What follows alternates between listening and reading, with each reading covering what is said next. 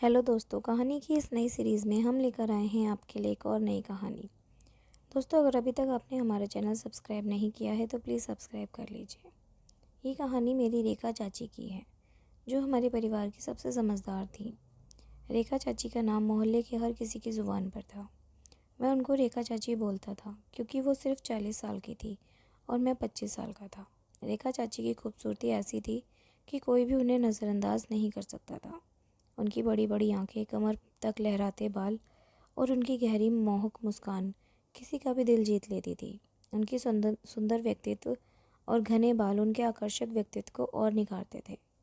उनकी बड़ी बड़ी आंखों में सादगी झलकती थी और उनका व्यक्तित्व इतना आकर्षक था कि कोई भी उनसे बात करने ते ही उनका दीवाना हो जाता।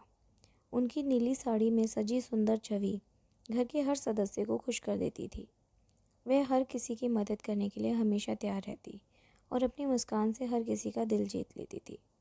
दूसरी ओर मैं उनके पति का भतीजा था। चाची से मेरा रिश्ता बेहद ख़ास था। जब से वह इस घर में आई, उन्होंने मुझे भतीजे से ज़्यादा अपने दोस्त की तरह माना। उनके साथ मजाक करना, उनकी मदद करना मेरी दिनचर्या का हिस्सा बन गया था। मेरी शादी तय हो चुकी थी और घर में खुशियों का माहौल था, लेकिन मेरे मन में एक अलग सी घबराहट चल रही थी।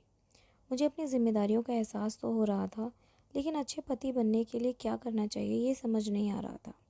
एक दिन मैं अपने कमरे में चुपचाप बैठा शादी की तैयारियों और अपनी नई ज़िंदगी के बारे में सोच रहा था। तभी दरवाजे पर दस्तक हुई। राज, क्या कर रहे हो? चाची ने मुस्कुराते हुए पूछा। कुछ नहीं चाची, बस ऐसे ही बैठा था, मैंने जवाब दिया। वह अंदर आई और मेरे पास बैठ गई। तुम्हारा चेहरा बता रहा है कि तुम्हें कोई चिंता सता रही है, बताओ क्या बात है? थोड़ी देर चुप रहने के बाद मैंने कहा, चाची, मुझे समझ नहीं आ रहा कि मैं शादी के बाद अपनी पत्नी को खुश कैसे रखूँगा।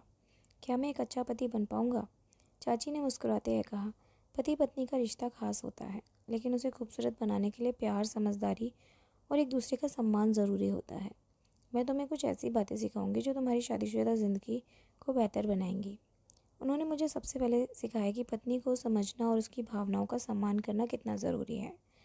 जब तुम अपनी पत्नी को सुनोगे और उसकी भावनाओं को समझोगे, तभी वह तुम्हारे दिल के करीब आएगी। मैंने उनसे पूछा, लेकिन चाची, सुहागरात पर क्या करना चाहिए? क्या वो पल बहुत मुश्किल होता है?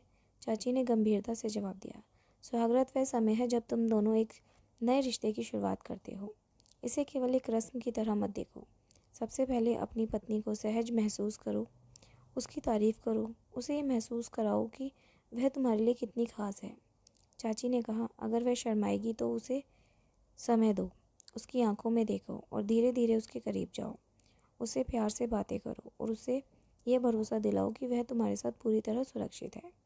जब वह सहज महसूस करेगी तो वह तुम्हारे साथ खुलकर बात करेगी और तुम दोनों के बीच नज़दीकियाँ बढ़ेंगी। फिर उन्होंने कहा, याद रखना, रिश्ते में प्यार के साथ साथ धैर्य और सम्मान भी ज़रूरी है। हर महिला चाहती है कि उसका पति उसे सुने, उसकी भावनाओं की कदर करे और उसे यह महसूस कराए कि वह दुनिया की सबसे खास इंसान है। चाची की बातें सुनकर मेरे मन में जो घबराहट थी वह ख़त्म हो गई। मुझे एहसास हुआ कि शादी सिर्फ एक नई जिम्मेदारी नहीं, बल्कि एक खूबसूरत रिश्ता है जिसे प्यार, समझदारी से निभाया जा सकता है। कुछ दिन बाद मेरी शादी हो जाती है। शादी के बाद मैंने चाची की हर बात को अपने जीवन में अपनाया। मेरी पत्नी का नाम पायल है। मेरी पत्नी ने मुझसे कहा कि वह खुद को बहुत खुशकिस्मत मानती है कि उसे ऐसा पति मिला जो न सिर्फ उससे प्यार करता है बल्कि उसकी हर छोटी छोटी बातों को समझता भी है। उसे पल मुझे महसूस हुआ कि पायल के साथ बिताया गया हर पल कितना अनमोल था।